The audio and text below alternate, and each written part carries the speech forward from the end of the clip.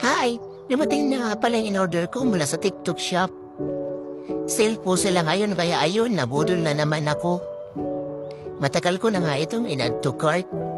Kaso ang mahal-mahal niya pa noon, nasa 1,000 plus pa.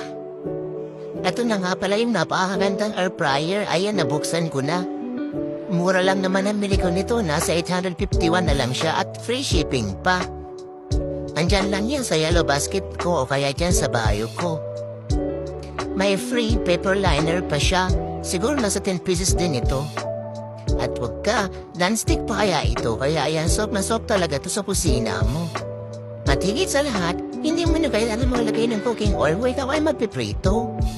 Maraming pwedeng iluto dito, pwede ka rin mag-bake. Eto na nga, sinubukan ko na nga siya, nagluto ako ng french fries. Hindi ko po yun nilagyan ng oil. Na-preheat ko na siya ng 5 minutes kasi yun ang instruction. Bago ito gamitin, kailangan i-preheat. 5 liters na pala itong binili ko. Malaki rin naman siya, kasi nga yung isang manok kung gusto mong maglitsyon. Sa pagluto ko nga pala ng french fries, inom ko lang siya ng 20 minutes. Tapos, ayan, nagantay-antay na ako. Tapos nang i-check ko siya, ganyan na siya, tinanyo naman, o diba?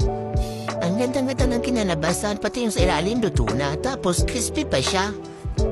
Kaya ano pang inaantay niyo mga Mars? Add to cart na yan, then check out na. What are you waiting for? Samantalahin na po habang ito yung mura pa. Dahil Add to 851 na cart, niya, then free check shipping out. pa. Salamat po sa panonood.